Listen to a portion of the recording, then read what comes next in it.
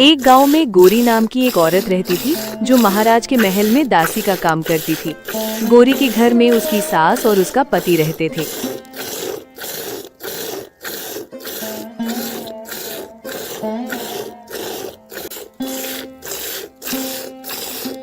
अरे बहू, इतनी देर लगा दी गाय का दूध निकालने में? क्या हाथ टूट रहा है तेरा? जी माँ, बस मैं आती हूँ, थोड़ा ही काम रहता है। थोड़े थोड़े काम के चक्कर में सुबह से भूखी बैठी हूँ, नाश्ता तक किसी ने नहीं दिया मुझे। हाय रे मेरी पूटी किस्मत, 21 गमवार को घर में ले आई। अरे ओ हरिया, कहाँ मर गया है तू? क्या हो रहा है माँ? क्यों चिल्ला रही हो? ए गौरी, ये मैं क्या सुन रहा हूँ? अब तक माँ को नाश्ता नहीं दिया और मेरा नाश्ता कहाँ गया है? अरे जी, अभी थोड़ी देर पहले ही सारा काम खत्म किया है, इसीलिए थोड़ी देर हो गई। अब नाश्ता बनाने ही जा रही हूँ, फिर महल के लिए भी निकलना है। अरे ओ घोरी, किसको दिखा रही है ये महल के ठाठ? रानी तो है नहीं तू, बस दासी है दासी, समझी? और सुन ले, माँ को नाश्ता दिए बिना अगर कहीं गई तो बुरा होगा। नहीं नहीं जी, मैं अभी नाश्ता बना देती हूँ। माँ को नाश्ता दिए बगैर तो मैं कभी भी नहीं गई। क्यों माँ, कभी ऐसा हुआ है क्या कि मैंने आपको नाश्ता दिए बगैर घर से निकलने दिया हो? अच्छा, प्रवचन नहीं, तुमसे नाश्ता मांगा था। बढ़िया ही प्रवचन देने वाली। चलो माँ, अंदर चलते हैं। गोरी की जिंदगी ऐसी ही थी। सारे घर का काम करने के बाद गोरी महल की ओर निकलती थी। गोरी को कोई संतान नहीं थी, जिसके ताने उसे हर रोज ही मिलते थे।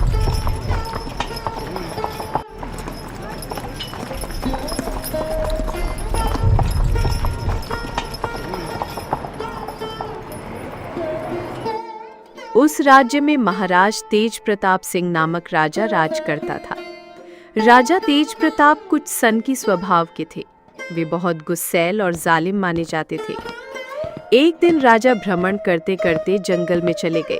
राजा जब जंगल में घूम रहे थे, तभी एक सन्यासी की नजर उन पर पड़ी।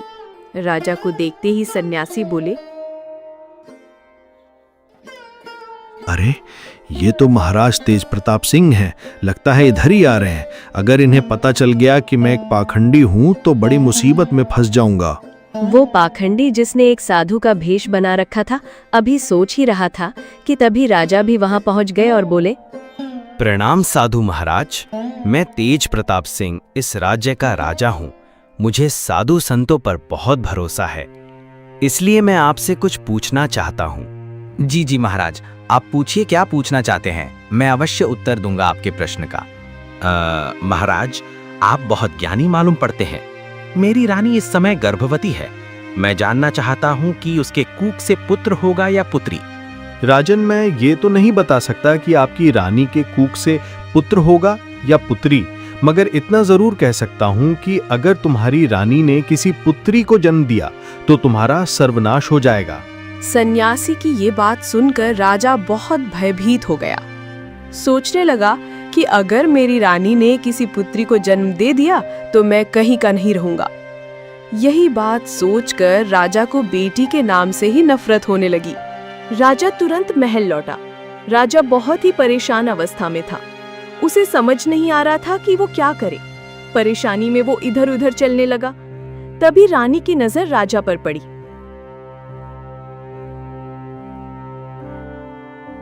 महाराज, क्या बात है? आप बहुत चिंतित मालूम होते हैं। कैसी परेशानी है? मैंने आज तक आपको इतना परेशान कभी नहीं देखा। परेशानी आप हैं रानी, आप ही मेरी परेशानी का कारण है। मैं कैसे महाराज? मुझे कुछ समझ नहीं आ रहा। और सुन लीजिए जरा ध्यान से रानी, अगर आपने एक बेटी को जन्म दिया तो उसे तो मैं मरवा ही डालूंगा, मगर आपको भी जिंदा नहीं छोड़ूंगा। समझ गई ना आप? रानी ने जैसे ही राजा की ये बात सुनी, उनके तो पैरों तले जमीन ही खिसक गई। रानी दिन रात इसी बात के बारे में सोचती रहती और यही प्रार्थना करती कि उनके यहाँ बेटी ना हो। इसी तरह समय बीतता गया और ऊपर वाले की मेहर से रानी ने एक बहुत ही सुंदर पुत्र को जन्म दिया। महल वासियों, सब खुशियां मनाओ। महल का उत्तराधिकारी आ गया है। सब नाचो, घूमो और गाओ। महाराज को जैसे ही ये खबर मिली, मिले वो खुशी से झूम उठे। महल खुशियों से गूंज उठा, चारों ओर संगीत बजने लगा। अधिकारी और दासियां झूम झूम कर नाचने लगे, मानो पूरा महल उत्सव में डूब गया हो।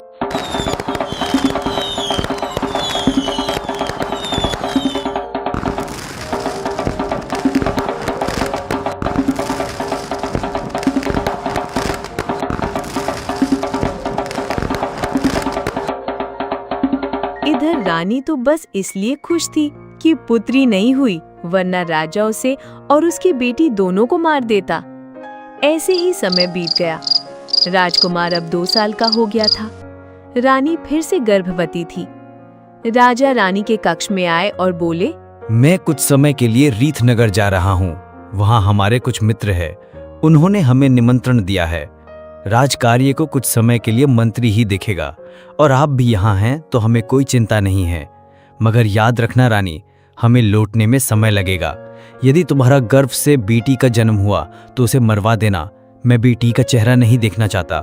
जी जी महाराज, आप निश्चिंत होकर जाइए।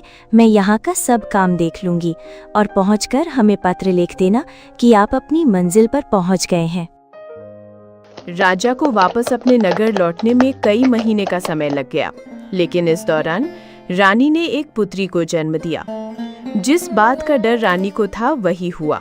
बेटी को देखते ही रानी घबरा गई। अरे ऊपर वाले, जिस बात का डर था वही हो गया। अब तो राजा के आदेश के अनुसार बेटी की हत्या करनी पड़ेगी। ये गिरा हुआ काम मैं कैसे करूं? मैं एक माँ हूँ, मुझे जितना बेटा प्यारा है उतनी ही बेटी भी प्यारी है। कन्या हत्या का पाप तो बहुत बड़ा होता है। इतना कहकर रानी रोने लगती है। तभी एक दासी रानी के कक्ष में आती है और आकर रानी से कहती है, रानी, गुस्ताखी माफ हो, आप इतना क्यों रो रही हैं?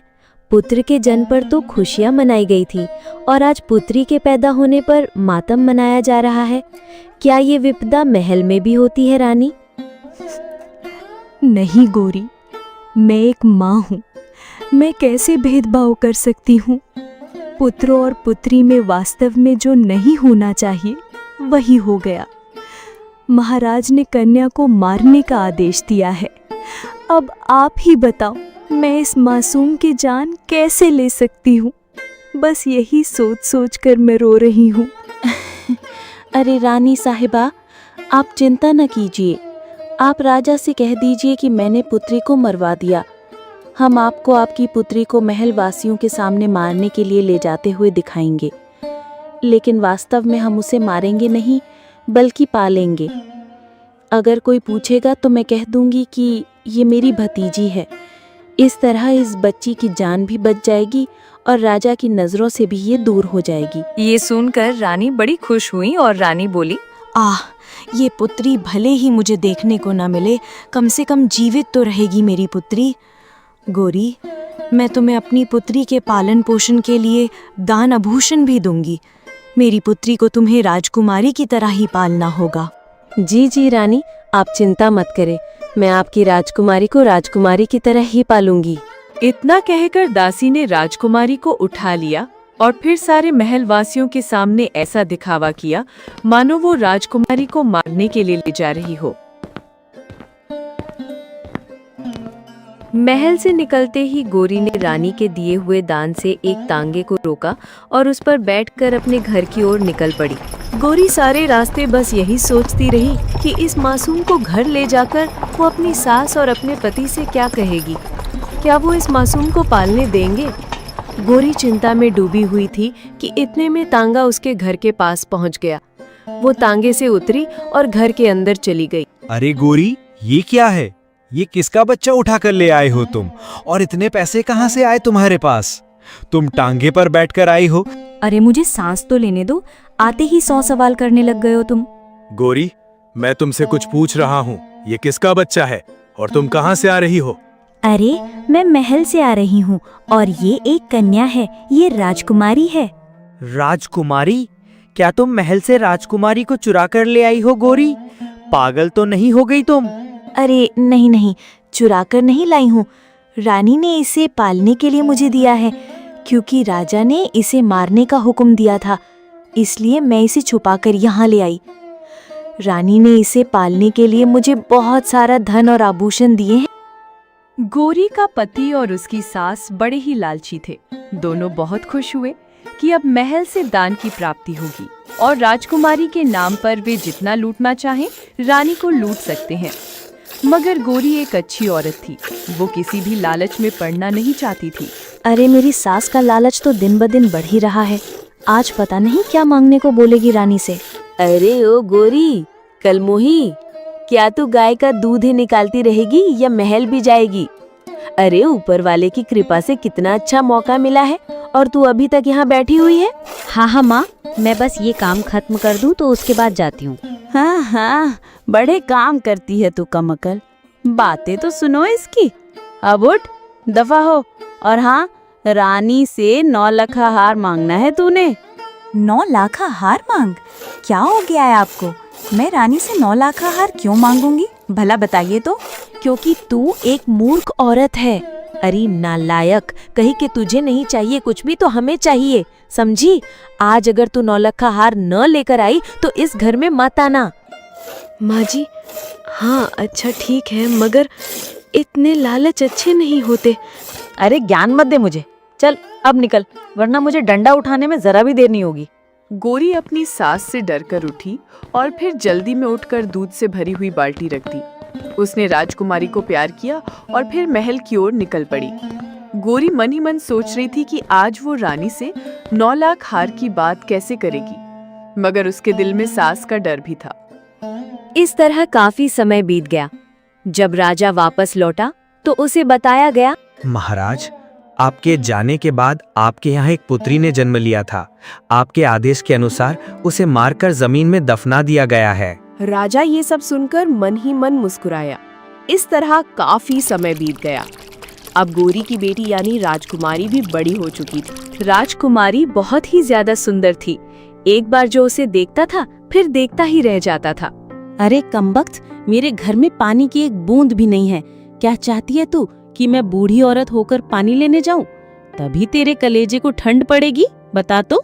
नहीं नहीं दादी माँ, आप क्यों जाएंगी? मैं हूँ ना, मैं जाती हूँ, मैं ले आती हूँ पानी। आप माँ को बता देना कि मैं पानी लेने जा रही हूँ। एक दिन की बात है, राजा तेज प्रताप अपने नगर की सैर कर रहे थे। जब उनकी सवारी उस दासी के घर के सामने से गुजरी तो राजा की नजर उस खूबसूरत कन्या पर पड़ी। रूपवती तो वो थी ही, पर उस समय और भी अधिक सुंदर प्रतीत हो रही थी। रथ पर बैठे राजा तेज प्रताप अचानक उसे देखकर स्तब्ध रह गए, क्योंकि वो अत्यंत रूपवती थी। उसकी सुंदरता पर राजा मोहित हो गया। उसी समय राजा ने अपने मंत्री से पूछा, ये मंत्री, ये राजकुमारी जैसी दिखने वाली कन्या कौन है? उसके रूप ने तो मुझे घायल कर दिया है। जल्द से जल्द इसका पता लगाओ। मंत्री ने जैसे ही राजा का आदेश सुना, आनन फानन उस सुंदर कन्या के घर तक पहुंच गया। वहां जाकर वो आश्चर्यचकित रह गया, क्योंकि ये तो महल में काम करने वाली एक दासी का घर था। मंत्री ने तुरंत राजमहल लौटकर राजा को सारी बात विस्तार से बताई। महाराज, महाराज, वो कोई राजकुमारी नहीं बल्कि एक दासी की बेटी है। वही दासी जो हमारे राजमहल में सेवा करती है। महाराज, मंत्री जी, वो लड़की बहुत सुंदर है। उसने मेरी रातों की नींद उड़ा दी है। उसकी मोहनी मूरत मुझे बार बार बेचैन करती है। उसके बिना तो अब मैं रह नहीं पाऊंगा। एक काम करो, कुछ लोगों को साथ ले जाओ और उस बूढ़ी औरत के घर जाकर उस लड़की से मेरे विवाह की बात करो। ठीक है महाराज, जैसे आप चाहते हैं वैसे ही होगा। मैं खुद उस बूढ़ी दासी के घर जाऊंगा। मगर याद रहे मंत्री जी, जाते हुए बहुत सारे तोहफे ले जाइएगा, ताकि वो लोग मेरी आयु भूल जाएं। महाराज, आप भी ना, आप तो इस राज्य के राजा हैं। आपकी आयु भला कौन देखेगा? आपको कौन ना कह सकता है? आप बेफिक्र रहिए, मैं लौटकर ही आपको शुभ समाचार दूंगा। अगली सुबह मंत्री दासी के घर पहुंचे। मंत्री उनके लिए बहुत सारे तोहफे ले गए और उनके घर पहुंचकर आवाज लगाने लगे। अरे घर में कोई है? मैं राजमहल का मंत्री हूँ। अगर घर में कोई है तो बाहर आओ।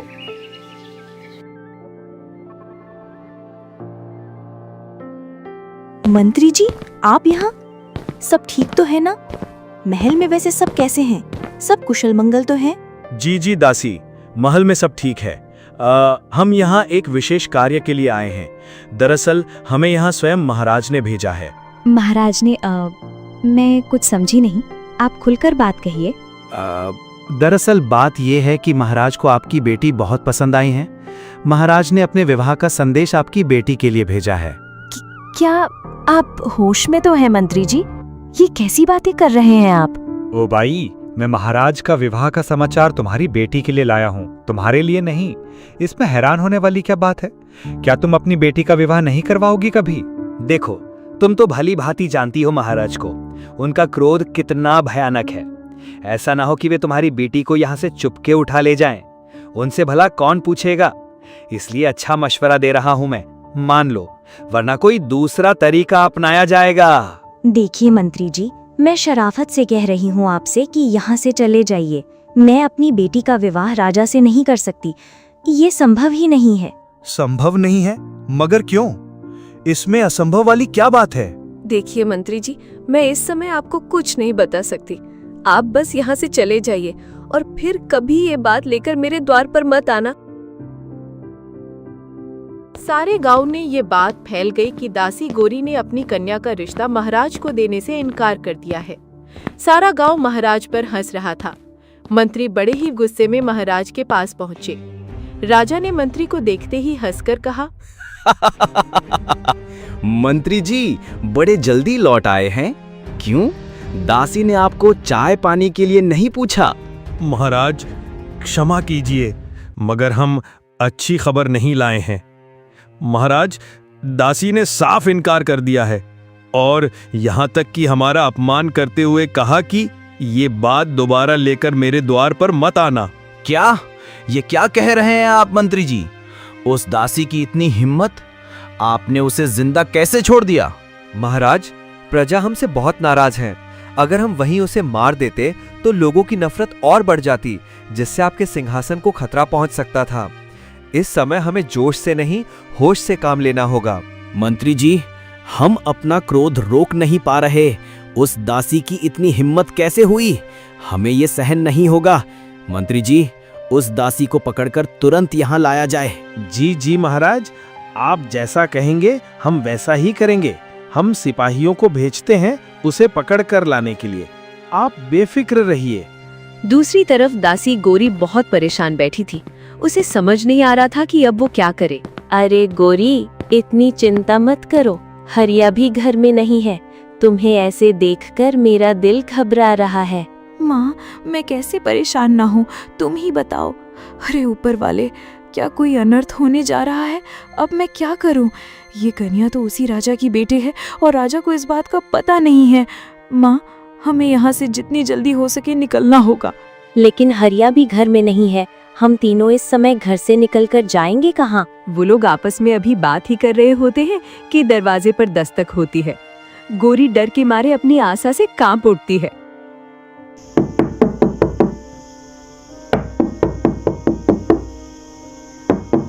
माँ, इस वक्त कौन हो सकता है?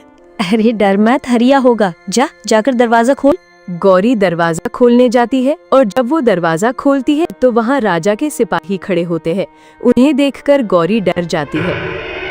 आप लोग यहाँ इस वक्त क्यों आए हैं? हमें महाराज ने भेजा है, तुम्हें लेने आए हैं और तुम्हें हमारे साथ चलना होगा अभी। गोरी बहुत डर जाती है और समझ जाती है कि अब उसके पास कोई रास्ता नहीं है, इसलिए वो सिपाहियों के साथ महल की ओर रवाना हो जाती। महाराज, ये वही आपके शत्रु हैं जिन्होंने आपका अपमान किया था और आपके विवाह के प्रस्ताव को ठुकराया था। एक दासी की बेटी के लिए हमने विवाह का प्रस्ताव भेजा और एक दासी की इतनी हिम्मत कि वो हमें इनकार करे। सिपाहियों, इसे तब तक मारो जब तक कि ये विवाह के लिए राजी ना हो जाए। महाराज, हमें क्षमा कर दीजिए। महाराज, आप उससे शादी नहीं कर सकते। वह मेरी बेटी नहीं है। महाराज, वह कोई और नहीं बल्कि आपकी अपनी बेटी है, जिसे आपने मारने का हुक्म दिया था। क्या?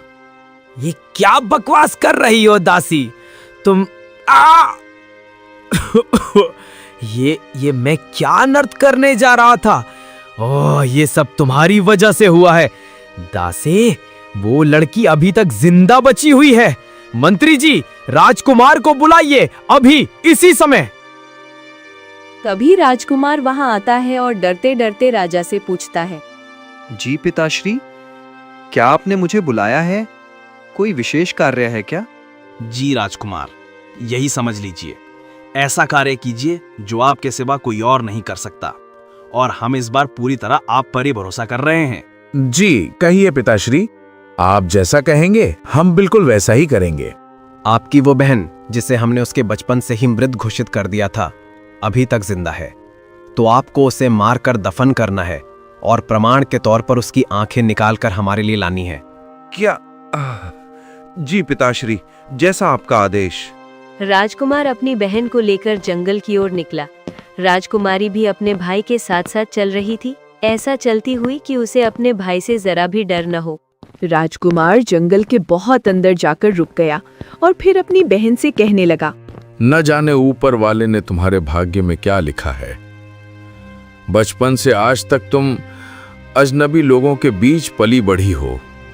राजकुमारी होकर भी तुमने गरीबी में जिंदगी गुजारी है। तुम्हारा भाई भी कभी तुम्हें मार नहीं सकता। इस जंगल में कहीं छुप जाओ। इसके बाद से तुम्हारे भाग्य में जो होगा, ये जंगल तुम्हें वहां पहुंचाएगा।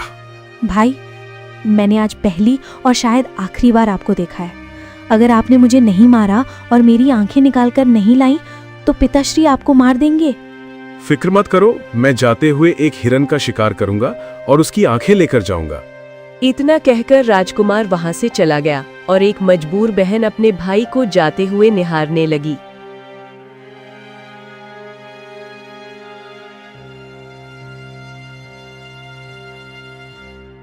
इस तरह राजकुमारी को उस जंगल में रहते हुए काफी समय गुजर गया। वो पेड़ों से फल और पत्तियां खाकर अपना गुजारा करती थी। अब उसकी हालत बहुत खराब हो गई थी। उसके वस्त्र फट चुके थे। तभी उस जंगल में दूसरे राज्य का एक राजकुमार भ्रमण करने आया और उसे कुछ आवाजें सुनाई दी। अरे, ये रोने की आवाज कहाँ से आ रही है? लगता है कोई मुश्किल में है, और ये आवाज भी किसी स्त्री की लग रही है। राजकुमार की आवाज सुनकर राजकुमारी चुप हो गई। तभी राजकुमार बड़े प्यार से बोला, देखो, मैं एक राजकुमार हूँ। तुम जो भी कठिनाई में हो सामने आओ, मैं तुम्हारी जरूर मदद करूंगा। मैं तुम्हें वचन देता हूँ, तुम सामने आओ। तभी झाड़ियों से हलचल होती है और एक बहुत ही सुंदर स्त्री बाहर आती है। राजकुमार उसे देखकर हैरान रह जाता है। इतनी सुंदर लड़की? तुम कौन हो और इस जंगल में क्या कर रही हो? मेरे वस्त्र फट चुके हैं, आप मुझे कुछ ओढ़ने के लिए दे दीजिए ताकि मैं इन झाड़ियों से बाहर आ सकूं। तभी राजकुमार ने उसे अपनी चादर दी और राजकुमारी झाड़ियों से बाहर आ गई। राजकुमार, मैं एक साधारण सी लड़की हूँ। मुझे मेरे पिता ने मारने के लिए इस जंगल में छोड़ दिया था क्योंकि उन्हें बेटियों से नफरत थी। मैं काफी समय से यहाँ हूँ। पेड़ों के फल और पत्ते खाकर गुजारा कर रही थी अब तक। क्या ऐसा निर्दयी पिता भी होता है? ओहो, तुम्हारे साथ तो बहुत बुरा हुआ है। तुम्हारा यहाँ जंगल में रहना ठीक नहीं है। क्या तुम मेरी रानी बनोगी? मैं तुमसे विवाह करना चाहता हूँ। जी राजकुमार, अगर आप मुझे अपने महल की रानी बनाना चाहते हैं तो मैं तैयार हूँ। फिर राजकुमार राजकुमारी को लेकर अपने महल की ओर रवाना हो गया और महल पहुंचकर राजकुमार ने उससे विवाह कर लिया।